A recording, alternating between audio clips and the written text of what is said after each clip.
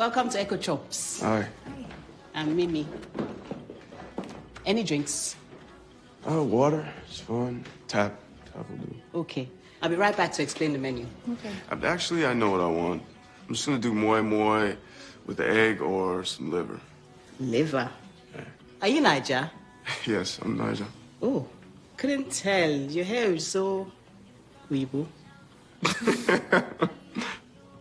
River State, Ijo. Oh, yeah? Rivers boy. Yeah. When was the last time you went?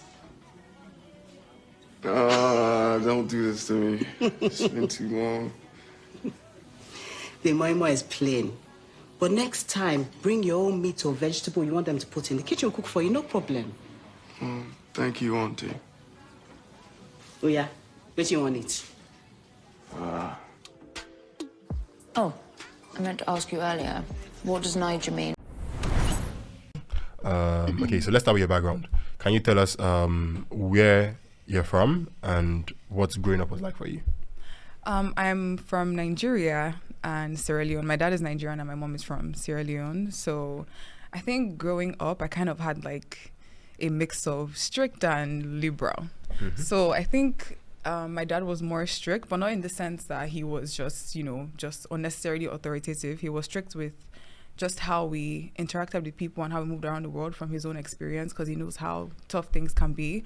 And he just wanted us to be prepared for those things. He still wanted us to, explore our creative interests, but then he made us also think logically at the same time. So we're not too free-spirited. And then my mom, on the other hand, was extremely creative. I wouldn't say she's also very free-spirited, but then she knows how to encourage you and get you to do what it is you want to do while also having the freedom to make your own decisions for yourself. So she's not as authoritative. She's liberal, but then she's logical. I don't know if you... Yeah, you know what I mean? So you kind of had the perfect balance from your mom and your dad? Exactly. I had the perfect balance from my mom and my dad. And my dad is a pharmacist and my mom is a businesswoman. She was a fashion designer before. Now she's working with my dad side to side. And I think just having that creative side from her and that scientific side from him just kind of made me, blend the two together. I mean, as their child, obviously, I would carry their traits and everything. But then it just made me, realize like the potential I have, because I'm able to think freely and logically at the same time by combining sort of like science and creativity at the same time. That sounds amazing. Yeah. I'm a storyteller, and I would like to tell you a few personal stories about what I like to call the danger of the single story.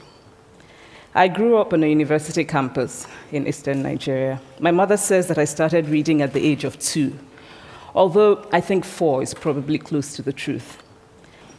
So I was an early reader, and what I read were British and American children's books. I was also an early writer. And when I began to write at about the age of 7, stories in pencil with crayon illustrations that my poor mother was obligated to read, I wrote exactly the kinds of stories I was reading. All my characters were white and blue-eyed.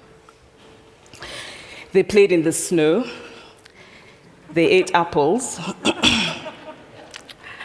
And they talked a lot about the weather, how lovely it was that the sun had come out.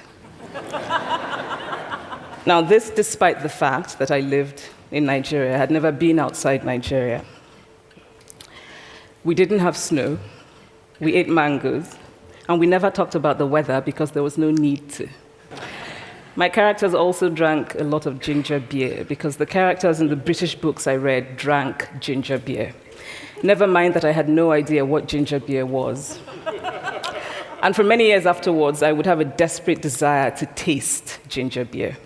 But that is another story. What this demonstrates, I think, is how impressionable and vulnerable we are in the face of a story, particularly as children. Because all I had read were books in which characters were foreign, I had become convinced that books, by their very nature, had to have foreigners in them and had to be about things with which I could not personally identify.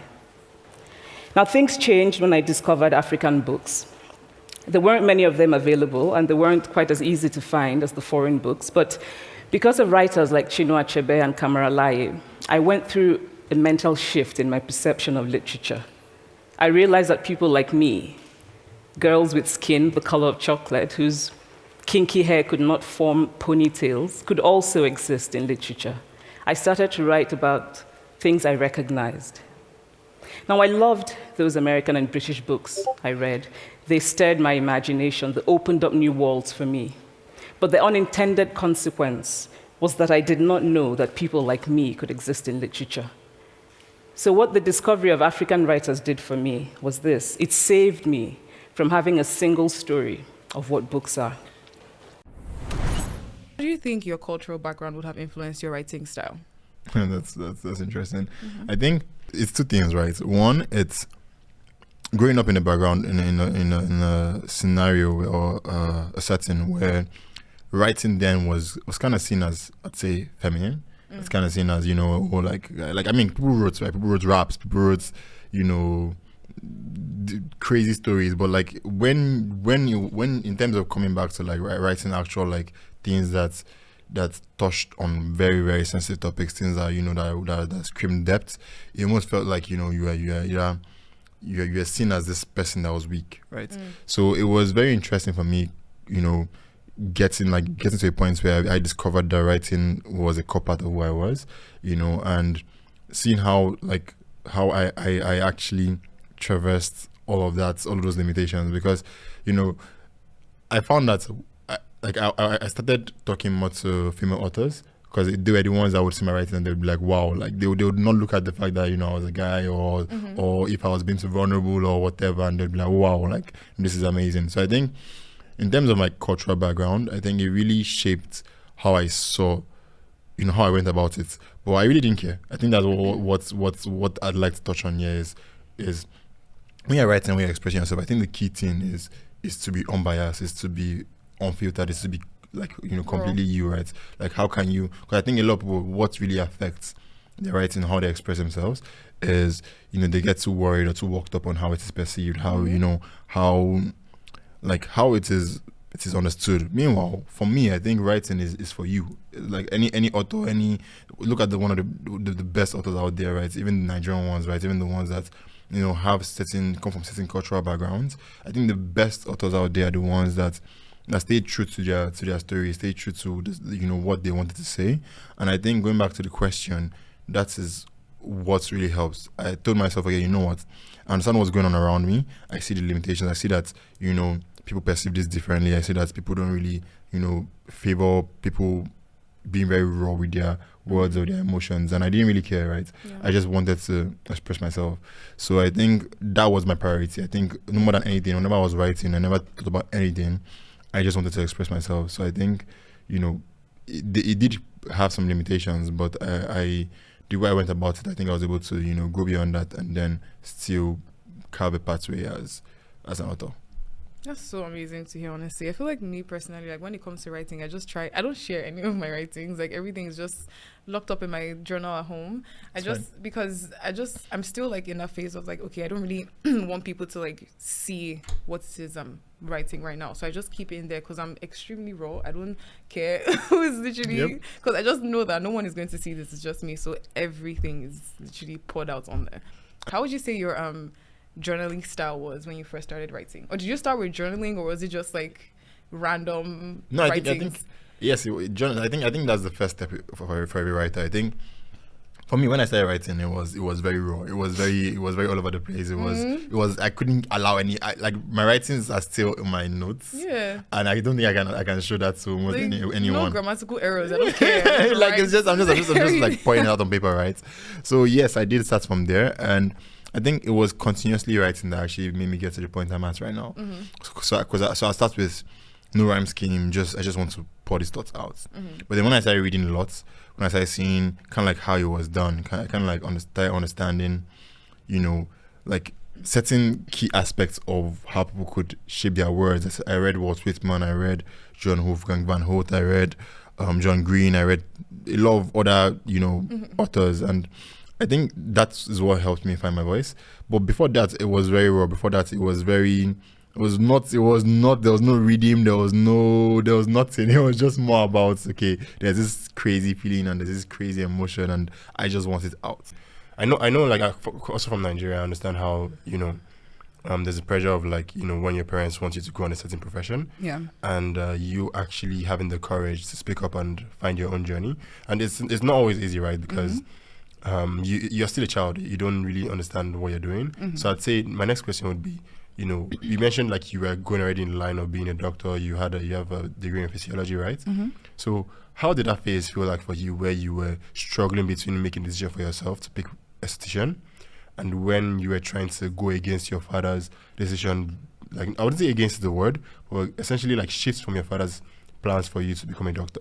I would say that whole process, I was mostly numb because I didn't want to have to deal with arguing with him on what it was I had to do. It was just something I kind of showed him. Do you get what I mean? Like, it wasn't like, we had conversations about it and he was skeptical, and he's not the kind of person that will tell you, okay, don't do this. Like, he actually wants to hear the reason why and know your plan as to why you're doing this. And if it makes sense, then he'll agree with you. Once in a while, he won't like, do you get what I mean? Yep. He would just think about it again, and he's like, why is she doing this? Like, I don't. But then it's just more of just being understanding where he's coming from, and just convincing him that, okay, this is genuinely what I love. This is my passion. This is what I want to do and what I want to become. Interesting. That's amazing. I think it's very courageous that you stood for your passion, and I think how's that going so far? It's been amazing. I'm so happy. Like, I'm so happy with this course. You guys have no idea. Interesting.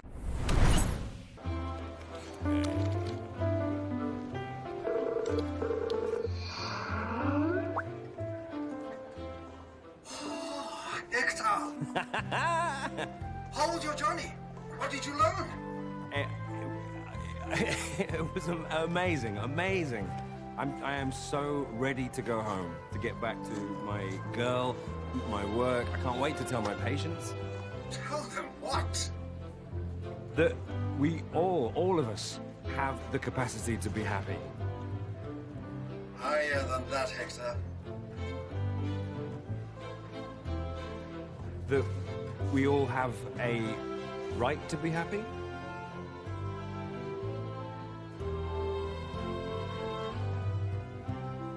Oh. I see. We all have an obligation to be happy.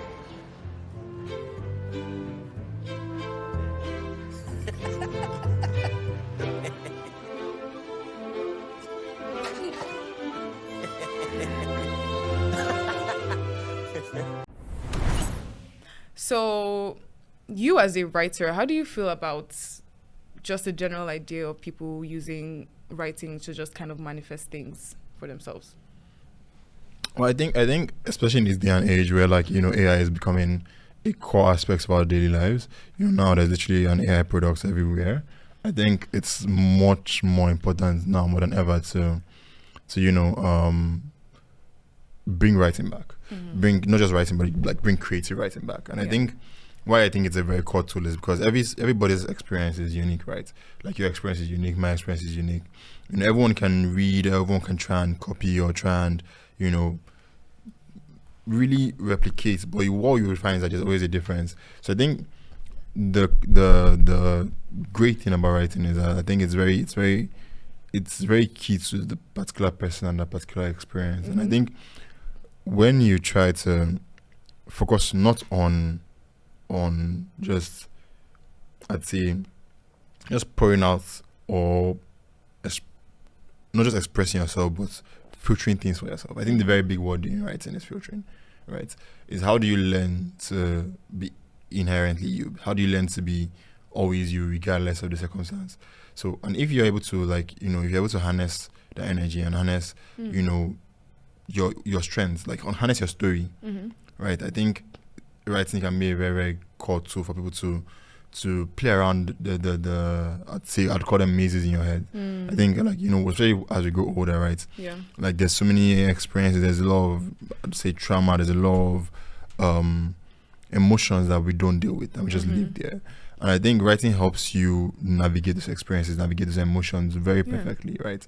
You know, like, even going up to you, you mentioned how you wrote every now and then. Would you say, like, you know, those moments where you wrote, you got some level of clarity, or you got some level of ownership, I think, of your world? Yeah, writing does really help me remember as well, I would say, because there's so many memories in my head that I would say are kind of like hidden in a way, but they're still there. So the more you write and the more you really make yourself like think back in those moments, like as you're writing, like you start to see like some things uncovering, and it's like, oh, Exactly. okay, I remember this, and then you keep on going, and the more frequently you do it, the more like you really uncover like so many parts of yourself, and eventually manifest new parts of yourself. Exactly.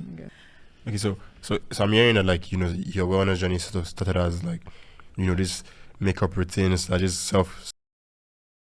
self-care, hair care, skin care sort of like routine towards like, you know, growing. Yeah. So like, so how would you say, like, you know, that aspect of skincare, makeup, all of that's led towards the next level of, you know, what's wellness meant to you? You know, when you just altogether? go through certain experiences in your life that just make you rethink how you've been living your life, and it just makes you look inward.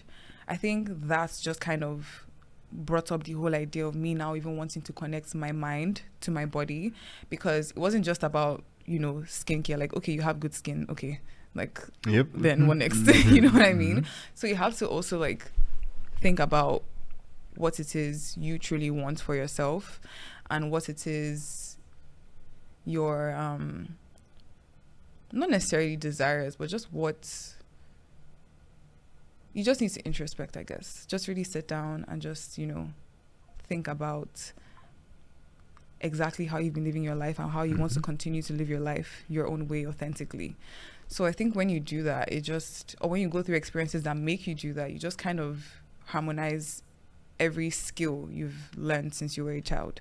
You start looking back into your childhood, and then you just start picking things up and saying, okay, this is what I did when I was younger. Why am I not doing this anymore? You start picking up old hobbies that you used to do before that give you that, you know, joy.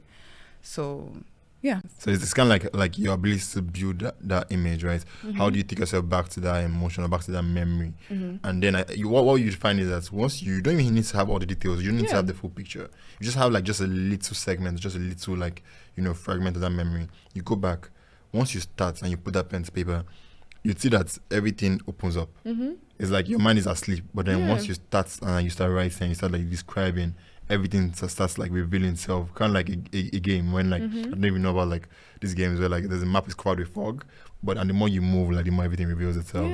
So it's like I think writing just helps everyone understand their journey better and understand how they can traverse their journey and learn from mistakes and experiences that they've had in the past. Yeah, honestly, it's so true. Oh, man. I will Stay win on this. track, I Cody. will not explode. Hex.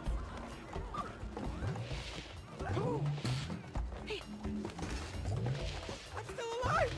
Great.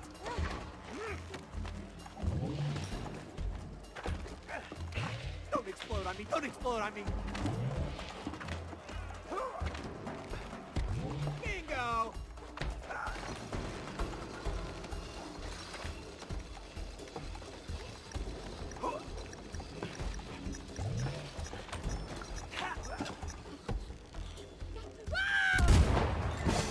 Yay! An explosive victory. Share how like gaming, you know, in relation to the show has, you know, how your experience has been right from maybe when you're young to who you are now.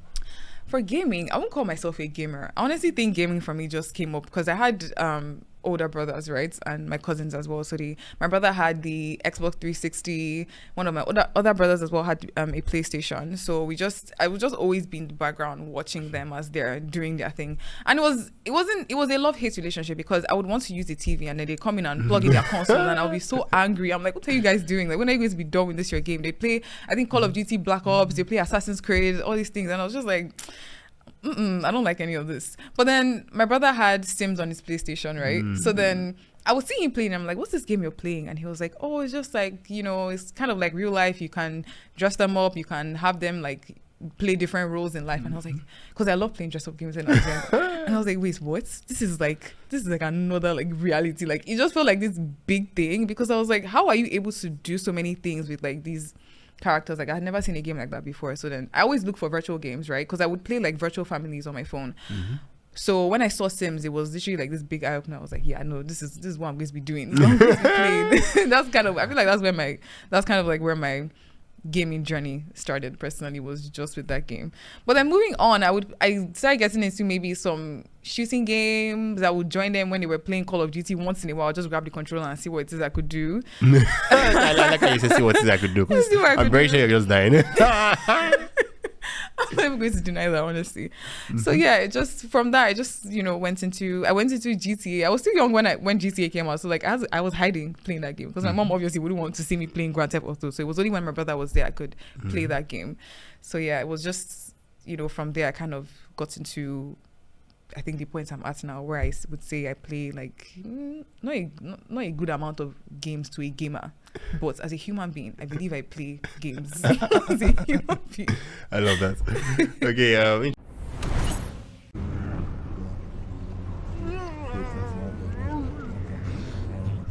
So many of them.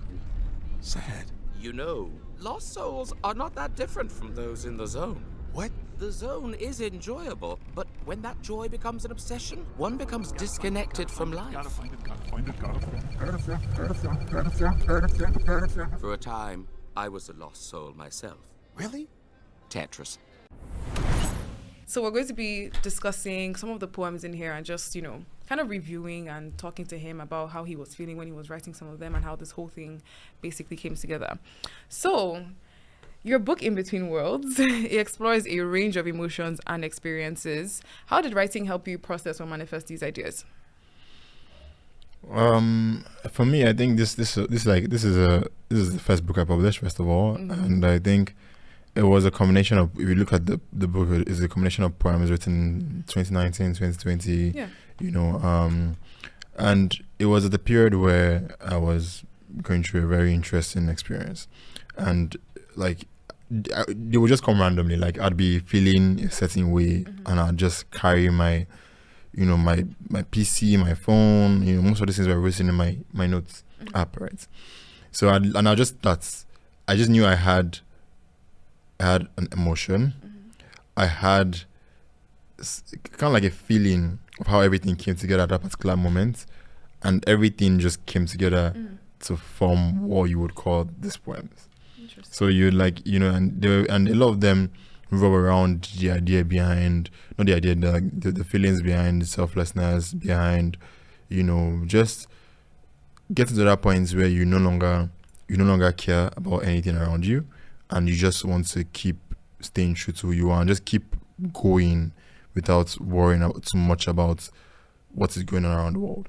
Let's see, we're gonna start with I think it was the 5th poem that you wrote that was like, okay, let's definitely take a look at this one. I don't know if I'm ready for this. Because okay, so I'm gonna be reading one of these are some very, very, very raw okay, I hope everyone is ready, but okay, let's do this. No worry, you're good. Okay, so I don't have the best poetry reading voice, but let's just I think you're doing great. All right, so this one was written on 2nd of February 2020 by 11:35 p.m. I want to go into a fit of rage, but I'll be deemed mad. I want to be rid of this emotional cage, but appearing soft is bad. I want to die and no longer age, but it makes my loved ones sad. I want to tell my tragic story by every page, but they will not read what they cannot understand. From reading this already, you can kind of already, ignore my smile, you can kind of already tell how, you can feel the emotion from this poem. Like something that's when you're just in a really dark place and you just want to just give it up, but you have so much so many people rather that are kind of like around you that need you and you need them. So you can't be selfish and say, okay, let me just end everything off. Exactly. So how would you express this to us? What would you say? Well, as you can see, I think it was really, I think what I was feeling at that point in time, and you'd find out that most of my dark poems are written in the middle of the night or in the middle of the morning. I don't know why.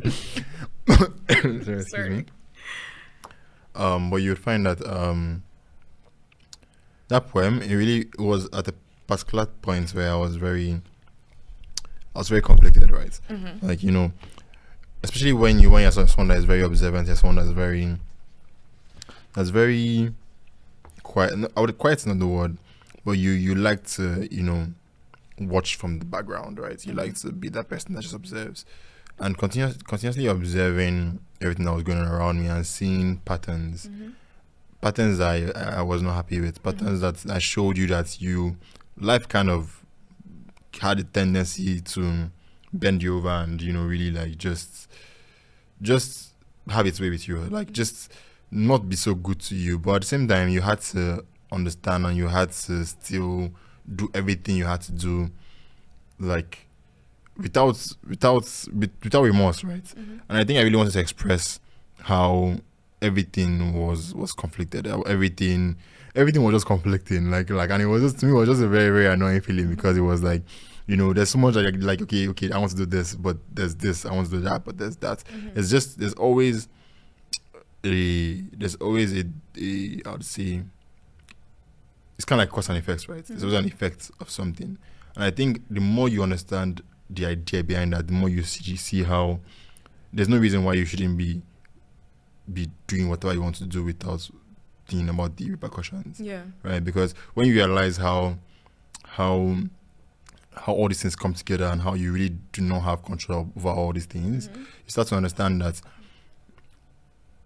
when whatever you want to do, you should do it. Yeah. Right. Like, you shouldn't think twice. You shouldn't, like, because at the end of the day, if you are worrying, if you're caught in this place where you're held down by all these barriers, by all these biases, by all these things, it doesn't make any sense, because at the end of the day, all these things will happen. So how are you paving through them if you are not being, you know, genuinely you? Yeah. Right. If you're not making decisions without worrying too much about, you know, how they are perceived in the world. So, amidst all this chaos, I see love. Morphing from light to an explosive river, I see freedom. The ashes of this fire marks my rebirth, I see resurrection. Dreams creating themselves and feelings are dishonored, I see colors. Tragedy etched into my soul, and every step taken forward, I see passion. Neglect from beauty, sin and pleasures. Embracing contentment, I see closure. Absorbing order, encroaching the boundaries of my mind, I see oceans. I am a blind man from birth, and all I see are reasons to rid myself of this notion. I absolutely love this poem. Like, I can't even lie. Like, this is actually my favorite one. Like, I'm not even joking, because it's like from the previous one where you're speaking about like you just even wanted to just end everything and like you're just done. Like, there's just so much rage and everything, and you don't know where to even channel it. And then up until the point where you now actually see, you still see the beauty regardless. So it's not just all dark. The darkness is there, but then at the same time, there's beauty that's trying to, like, you're kind of fighting yourself in a way. Do you know what I mean? But you're still able to like express that beauty regardless. And then even towards the ending of this one, when you've expressed it, it's like, okay, I still don't want it. So like, let me just get rid of this notion. Like, you get what I mean? Yep. Like, what's going on? What's going on? Okay, well, I think so. There's two stanzas. I think for this one is details. Can I? Okay. For sure. Like, so, it's so good. Permit me to go over it again. Amidst all this chaos, I see love. Morphing from the lights to an explosive river, I see freedom.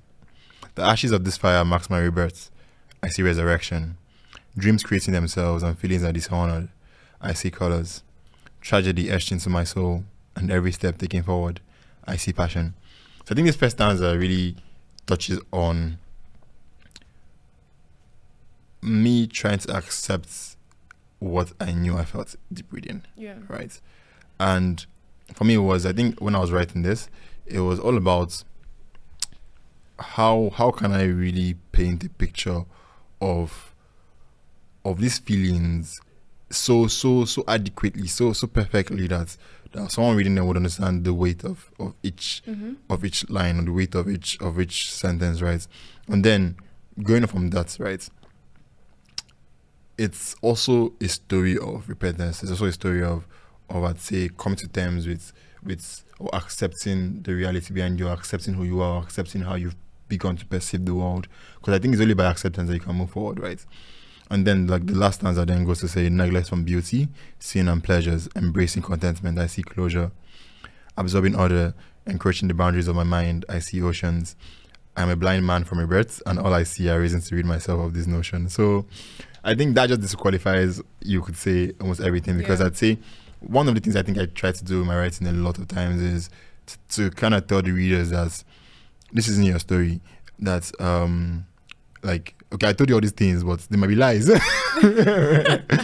might be very, very true. Yeah. So it's really for you to keep on reading and keep on discovering. And I think it's just a journey. I think everyone has to go or choose how they want to go on that journey. And I think I'd love for everyone to perceive or enjoy these poems how they want to see it.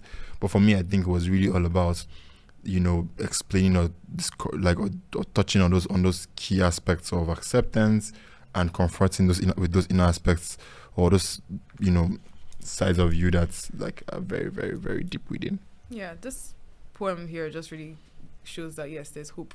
As you're going through this book, it's like, okay, thank God, I'm so happy for him. Like, I'm so glad he's not trying. It's like I can see it, but don't worry, it's coming. Hold on, it's coming. You didn't even expect it for it to come together in this book. Like, it was just experiences that happened so many years ago, and it all just makes so much sense now. How does that?